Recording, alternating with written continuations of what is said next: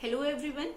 Today we are going to start PPM, and the PPM is a very important concept in solution chapter.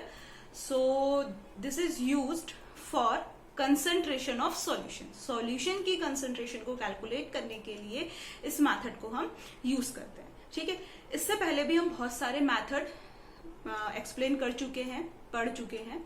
So like molarity, normality, mole fractions, these all are the very important concept for calculating concentration of solution. Same as PPM. This is also used for the calculating concentration of solution, and here the PPM it stand for parts per million. PPM की full form क्या होती है? Parts per million होती है. Now what is PPM? For very dilute solution, कोई भी बहुत dilute solution जो होता है, फर्स्ट ऑफ ऑल हमें यही जानना जरूरी है कि भाई डाइल्यूट सॉल्यूशन होता क्या है. अगर हमें ये नहीं पता होगा कि डाइल्यूट सॉल्यूशन क्या है तो आगे की जो कहानी है वो तो बिल्कुल खत्म है. ठीक है, तो डाइल्यूट सॉल्यूशन क्या होते हैं? कोई भी ऐसा सॉल्यूशन जिसमें क्या हो, मोर क्वांटिटी में वाटर हो और लेस क्वांटिटी में क्या हो, एसिड हो, तो वो सारे कंपाउंड्स क्या कहलाते हैं? Dilute solution. जिसमें वाटर ज्यादा अमाउंट में होता है लेकिन एसिड कम होता है, वो डाइल्यूट सॉल्यूशन होते हैं. सेम इसका अपोजिट जो कंसंट्रेट सॉल्यूशन हम पढ़ते हैं कि this is very concentrate solution हम पढ़ते हैं, ये बहुत कंसंट्रेट एसिड है, तो उसका कॉन्सेप्ट क्या होता है कि वहां पर उस कंपाउंड में एसिड की अमाउंट ज्यादा होती है एज कंपेयर टू वाटर. ठीक है, तो कंसंट्रेटेड का मतलब है जो सॉल्यूशन होते हैं कंसंट्रेट, वहां पर एसिड ज्यादा अमाउंट पे होता है और वाटर वहां पर कम होता है. लेकिन जो डाइल्यूट सॉल्यूशन होते हैं इसमें वाटर ज्यादा अमाउंट में प्रेजेंट होता है और एसिड कम होता है. दैट्स व्हाई जो डाइल्यूट सॉल्यूशन टाइप के केमिकल्स होते हैं वो मोस्ट ऑफ द टाइम जो लैब्स होती है हमारे स्कूल्स में, कॉलेजेस में, तो वहां पर ज्यादातर डाइल्यूट सॉल्यूशन रखे जाते हैं कि कोई इंजरी ना हो. अगर कंसंट्रेट सॉल्यूशन होंगे तो क्या होगा, इंजरी होने का खतरा है क्योंकि वहां एसिड ज्यादा है, तो कभी एसिड गिर गया तो बर्न होने के डर रहता है. ठीक है, तो जो लैब्स होती हैं लैब्स होती हैं, स्कूल लैब्स होती है मेनली, वहां पर जो होते हैं डाइल्यूट सॉल्यूशन का ही यूज किया जाता है. कंसंट्रेट सॉल्यूशन बहुत आगे जाके बच्चे को दिए जाते हैं जब वो कैपेबल हो जाता है केमिकल्स के साथ डील करने के लिए. ठीक है, तो डाइल्यूट सॉल्यूशन वो होते हैं जहां पर एसिड कम अमाउंट में होता है जिनमें, और वाटर लार्ज अमाउंट में होता है. ठीक है, तो फॉर वेरी डाइल्यूट सॉल्यूशन जो बहुत ज्यादा डाइल्यूट है, इट मीन्स वहां पर वाटर की बहुत ज्यादा अमाउंट है. ठीक है, तो for very dilute solution when a very small quantity of solute is present in a large quantity of solution, the concentration of solution is expressed in terms of ppm. Okay, तो ये जो definition है ppm क्या होता है हमने पढ़ लिया. अब इसे डायग्राम से समझते हैं कि पीपीएम है क्या. ठीक है, ये है एक बीकर. ठीक है, इसमें क्या है, लार्ज क्वांटिटी में क्या पड़ा हुआ है, सॉल्यूशन है. ठीक है, कोई भी एक लार्ज क्वांटिटी है जिसमें क्या हुआ, यहाँ पर क्या है, सॉल्यूशन है, और ये क्या है, लार्ज क्वांटिटी में है. ठीक है, लार्ज क्वांटिटी में क्या है, यहाँ पर सॉल्यूशन है. ठीक है, इसी सॉल्यूशन में क्या है कि when a very small quantity of solute, इसी सॉल्यूशन में क्या है, बहुत ही लेस क्वांटिटी में क्या प्रेजेंट है, सॉल्यूट. ठीक है, ये किसमें है, वेरी लेस क्वांटिटी, यानी कि बहुत कम अमाउंट में क्या है, सॉल्यूट प्रेजेंट है. तो इस सॉल्यूट की जो कंसेंट्रेशन है इस सॉल्यूशन में, उसको एक्सप्रेस किया जाता है पीपीएम से. ठीक है, कोई भी एक ऐसा जैसे ये बीकर है, इसमें हमने सॉल्यूशन लिया. इस सॉल्यूशन, ये जो सॉल्यूशन है ये लार्ज क्वांटिटी में, यहाँ पर सॉल्यूशन ज्यादा अमाउंट में है एज कंपेयर टू सॉल्यूट. वैसे भी सॉल्यूट जो होता है हमेशा लेस इन क्वांटिटी होता है, ये हमें पता है. सॉल्यूशन जब भी किसी कंपाउंड में लिया जाता है तो किसी भी सॉल्यूशन को बनाने के लिए तो वो हमेशा लेस लिया जाता है, तभी आपका एक सॉल्यूशन बनता है. ठीक है, तो इस लार्ज क्वांटिटी के सॉल्यूशन में जो लेस क्वांटिटी या जो लेस अमाउंट में सॉल्यूट प्रेजेंट है, इस सॉल्यूट की कंसंट्रेशन को एक्सप्रेस किया जाता है इन टर्म्स ऑफ पीपीएम. ठीक है, तो इसे हम कहते हैं पीपीएम. सॉल्यूट की कंसंट्रेशन को एक्सप्लेन करना, एक्सप्रेस्ड करना क्या कहलाता है, पीपीएम कहलाता है. वो भी कब, जब सॉल्यूट क्या हो, बहुत लेस क्वांटिटी में प्रेजेंट हो लार्ज क्वांटिटी वाले सॉल्यूशन में. ठीक है, तो ये होता है पीपीएम. एंड पीपीएम की फुल फॉर्म हम सीख चुके कि क्या होती है, पीपीएम, पार्ट्स पर मिलियन. तो ये कॉन्सेप्ट समझ में आ गया होगा आई होप. नाउ फॉर्मूला क्या होता है पी इसका, ठीक है, तो पीपीएम, पीपीएम हेयर ए ले लिया हमने सफिक्स में, एंड ए क्या है, ये जो सॉल्यूट की कंसेंट्रेशन को बता रहा है, ए यहाँ पे मतलब सॉल्यूट है हमारा, ठीक है। तो पीपीएम ए इक्वल टू क्या होता है यहाँ पर, mass of a upon mass of a, ठीक है, मास ऑफ ए अपॉन क्या होता है, मास ऑफ सॉल्यूशन। जो भी हमारा मास ऑफ ए का मतलब है जो मास ऑफ क्या है आपका सॉल्यूट है, ठीक है। तो मास ऑफ ए का मतलब क्या है, ए क्या है यहाँ पर सॉल्यूट को बता रहा है, तो उस सॉल्यूट का mass upon mass of solution, उस सॉल्यूशन का जिसमें सॉल्यूट प्रेजेंट है उसका जो मास होता है, ठीक है। तो सॉल्यूशन का, सॉल्यूट का mass upon mass of solution, solute का मास क्या है और अपॉन में सॉल्यूशन का मास क्या है, इनटू यहाँ पर होता है 10 to the power 6, क्योंकि जो मास ऑफ सॉल्यूट होते हैं वो प्रेजेंट होते हैं इन 1 मिलियन पार्ट्स में प्रेजेंट होते हैं, ठीक है। तो 1 मिलियन को हम क्या लिख सकते हैं, 10 to the power 6, ठीक है। तो मास ऑफ ए यानी कि mass of solute upon mass of solution equal to 10 to the power 6, this is PPM. PPM को कैलकुलेट करने के लिए फॉर्मूला है सिंपल सा, ठीक है, इसे आप नोट डाउन कर लो।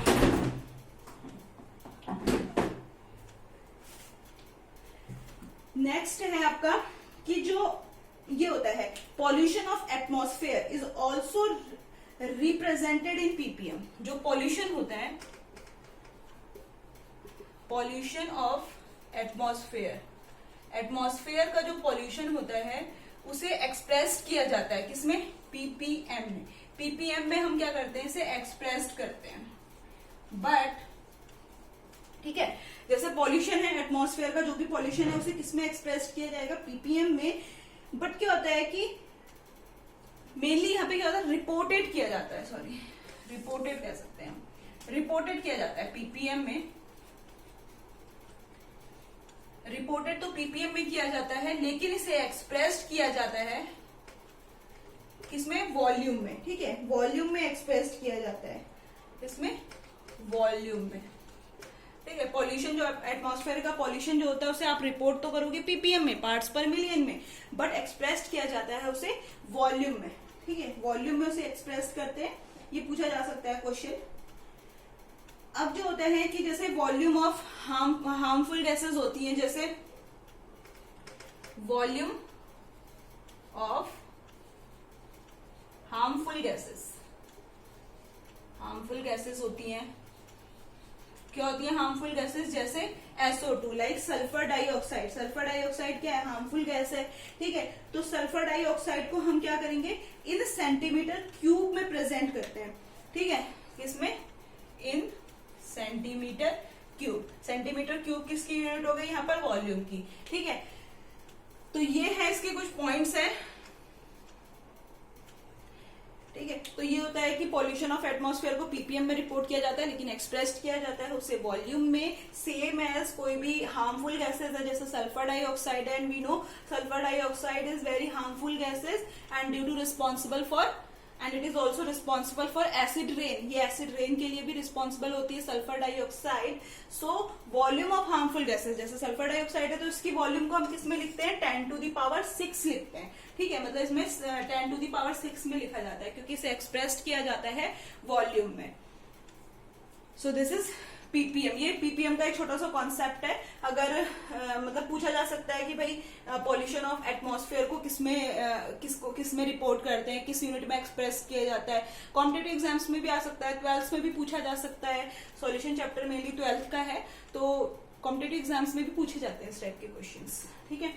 एंड यहाँ से एक क्वेश्चन और अराइज हो रहा है फॉर जो केवीएस पीआरटी होते हैं उनके लिए भी यहाँ पे क्वेश्चन ये अराइज हो रहा है कि SO2 इज रिस्पॉन्सिबल फॉर, किसके लिए रिस्पॉन्सिबल होता है, तो यहाँ पर हम लिख सकते हैं कि एसिड SO2 जो होता है वो मेजर सोर्स होता है किसका, एसिड रेन का। जो सबसे ज्यादा एसिड रेन होती है वो सल्फर डाइऑक्साइड के कारण ही होती है। तो केवीएस पीआरटी में इस टाइप के क्वेश्चन पूछे जाते हैं जो बेसिक केमिस्ट्री होती है, तो वहां पर ये क्वेश्चन पूछा जा सकता है, ठीक है। Now you can take a screenshot.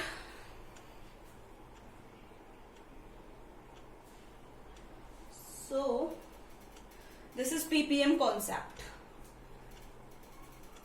and PPM parts per million use for concentration of solution, solution की कंसेंट्रेशन को कैलकुलेट करने के लिए भी यूज किया जाता है पीपीएम कॉन्सेप्ट्स। नाउ अब क्या है देखो,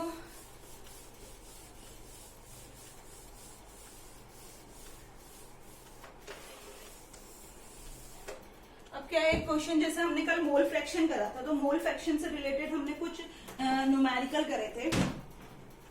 कल हमने मोल फ्रैक्शन करा था तो उससे रिलेटेड कुछ न्यूमेरिकल करे थे। आज एक न्यूमेरिकल और कर लेते हैं कि mole fraction of solute, mole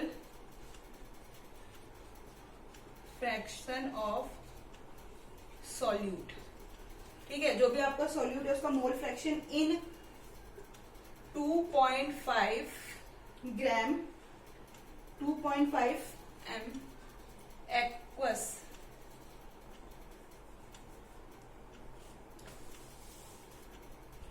mole fraction of solute 2.5 m aqueous solution, QUES aqueous solution, ठीक है, एक्वस सॉल्यूशन। यहाँ पर क्या करना है आपको, मोल फ्रैक्शन कैलकुलेट करना है, किसका, सॉल्यूशन का मोल फ्रैक्शन कैलकुलेट करना है। अब देखो क्या है लिखा है, मोल फ्रैक्शन ऑफ सॉल्यूट, तो सॉल्यूट का मोल फ्रैक्शन कैलकुलेट करना है। मोल्स ऑफ सॉल्यूट आपको दिया हुआ है, गिवन 2.5 m क्या दे रखा है, मोल्स ऑफ सॉल्यूट। तो जो गिवन है सबसे पहले हम लिख लेते हैं 2.5, इस 2.5 m का मीन्स क्या है, इसका मीन्स क्या है यहाँ पर कि सॉल्यूशन जो 2.5 एक्वस सॉल्यूशन दिया हुआ है, इसका मीन्स क्या है कि 2.5 मोल्स ऑफ सॉल्यूट, इसका मीन्स क्या है आपका कि 2.5 moles of solute present in 1 kilogram. और हमें पता ही है भाई कि जो सॉल्यूट जो होते हैं वो यहाँ पे किस में प्रेजेंट होते हैं, किलोग्राम में होते हैं। तो इस 2.5 मोल्स ऑफ सॉल्यूट का मीन्स क्या है कि जो 2.5 मोल्स ऑफ सॉल्यूट किस में प्रेजेंट होंगे, सॉल्यूट किसी में तो प्रेजेंट होंगे, ऐसे ही तो नहीं होंगे किसी सॉल्वेंट में मिक्स होंगे या किसी सॉल्यूशन में होंगे। तो इट मीन्स क्या है कि जो 2.5 मोल्स ऑफ सॉल्यूट है वो किस में प्रेजेंट है, 1 किलोग्राम, क्योंकि किलोग्राम में ही प्रेजेंट होते हैं, हम पढ़ चुके हैं ये कॉन्सेप्ट, ठीक है। अब इस किलोग्राम को हम किस में कन्वर्ट करेंगे, ग्राम में करेंगे, क्योंकि हमें मास चाहिए, ठीक है। अब देखो क्या है, जो लिखा पहले दिया है उसे लिख लेते हैं। तो मोल्स ऑफ सॉल्यूट आपको दिया हुआ है, moles of solute it's given, क्या दिया है 2.5 m, मोल्स ऑफ सॉल्यूट दिया हुआ है 2.5 m। मोल्स ऑफ सॉल्वेंट हम यहां से क्या कर सकते हैं, कैलकुलेट कर सकते हैं, मोल्स ऑफ सॉल्वेंट। अब देखो मोल्स ऑफ सॉल्वेंट कैसे कैलकुलेट किया जाएगा, आपको दिया हुआ है 1 किलोग्राम, ठीक है। तो 1 किलोग्राम में प्रेजेंट है सॉल्यूट, तो 1 किलोग्राम को आप सबसे पहले किस में कन्वर्ट करोगे, ग्राम में करोगे। तो 1 किलोग्राम इक्वल टू क्या हो जाएगा, 1000 ग्राम, ठीक है।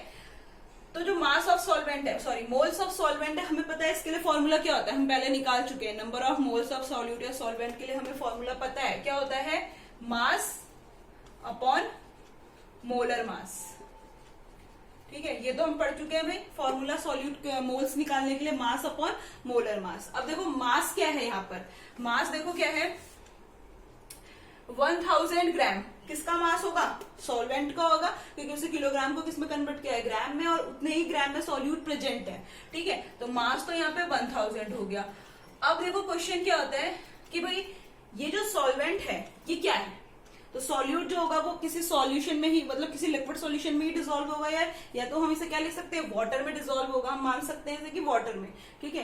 एक्वस सॉल्यूशन, क्योंकि क्वेश्चन में भी मेंशन है एक्वस सॉल्यूशन, एक्वस यानी कि जलीय सॉल्यूशन, ठीक है। तो एक्वस यानी कि वाटर, ठीक है। तो वाटर होता है हमारा H2O, हमें क्या चाहिए, मोलर मास चाहिए कंपाउंड का, तो मोलर मास निकाल लेंगे 2 × 1 + 18 here 2, so we write 2 × 1 is atomic mass of hydrogen plus 16 is the atomic mass of oxygen, 2 + 16 = 18, ठीक है। तो यहाँ पर 18 मिल गया, और 18 क्या होगा, मोलर मास ऑफ वाटर, तो हम यहाँ लिख लेंगे 18। अब 1000 को 18 से डिवाइड करेंगे तो क्या आ जाएगा, तो डिवाइड आएगा 55.55, ठीक है 55.55। तो मोल्स ऑफ सॉल्वेंट क्या हो जाएगा 55.55, ठीक है। अब हमें क्या मिल गया, मोल्स ऑफ सॉल्वेंट मिल गया, मोल्स ऑफ सॉल्यूट हमें दिया हुआ है। मोल फ्रैक्शन का फॉर्मूला हमें पता है। मोल फ्रैक्शन क्या होता है, कल हमने डिस्कस किया था मोल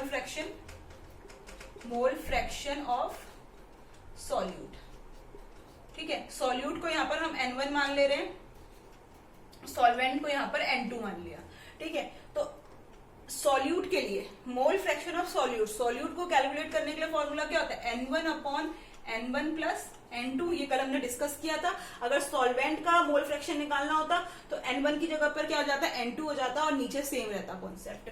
अब देखो N1 क्या दिया हुआ है 2.5, यानी कि सॉल्यूट का मोल फ्रैक्शन क्या दिया हुआ है 2.5, तो हमने ले लिया 2.5 अपॉन N है, तो N फिर क्या हो जाएगा 2.5 प्लस N2 क्या है यहाँ पर हमारा, ये है N2 की वैल्यू, यानी कि मोल्स ऑफ सॉल्वेंट अभी क्या निकाले हमने 55.55, ठीक है।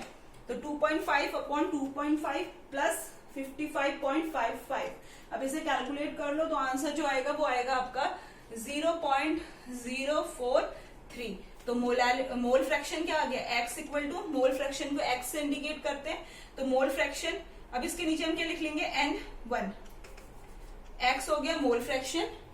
किसका निकाला है हमने मोल फ्रैक्शन, सॉल्यूट का निकाला है, सो सफिक्स में हम क्या लिख लेंगे N1, क्योंकि हमारा सॉल्यूट क्या है यहाँ पर N1 है, इक्वल टू क्या हो जाएगा 0.043। This is the value of mole fraction.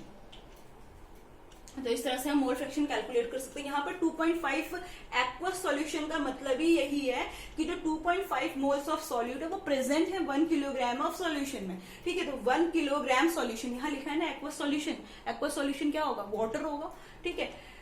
Aqueous means क्या है, वाटर ना, तो एक्वस सॉल्यूशन क्या हो गया, वाटर हो गया। तो 1 किलोग्राम एक्वस सॉल्यूशन में प्रेजेंट है वो, ठीक है। इसीलिए, और हमें पता है कि जो मास होता है, बस अब भाई हमें सॉल्वेंट का मास चाहिए, मास जो होता है वो ग्राम में होता है। मोलारिटी के कॉन्सेप्ट में पढ़ा, मोलारिटी के कॉन्सेप्ट में पढ़ लिया था भाई कि मास किस में चाहिए होता है, ग्राम में चाहिए होता है। सो 1 kilogram equal to 1000 gram.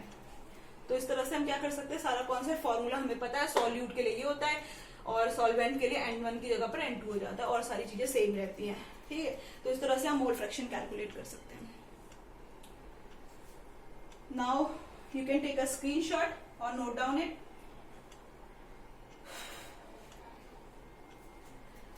So student, अब जो कंसेंट्रेशन ऑफ सॉल्यूशन के कॉन्सेप्ट्स थे वो सारे मोस्टली हमने पढ़ लिए हैं, जो बहुत इंपॉर्टेंट है 12th के अकॉर्डिंग, बोर्ड एग्जाम्स के अकॉर्डिंग या अदर कोई कॉम्पिटेटिव एग्जाम्स होते हैं तो उनमें भी इनसे रिलेटेड न्यूमेरिकल आ जाते हैं और हमें आइडेंटिफाई करना होता है कि मतलब वैल्यूज कैलकुलेट करनी होती हैं, चाहे वो मोलारिटी से रिलेटेड आए, मोलालिटी से आए, नॉर्मेलिटी से आए, तो हम इन कॉन्सेप्ट के बेस पे कर सकते हैं। तो मेनली जितने वो थे कॉन्सेप्ट्स थे कंसंट्रेशन ऑफ सॉल्यूशन को कैलकुलेट करने के, वो मेथड्स मेनली हमने पढ़ लिए हैं जो बहुत इंपॉर्टेंट हैं, तो हो गए हैं मेनली।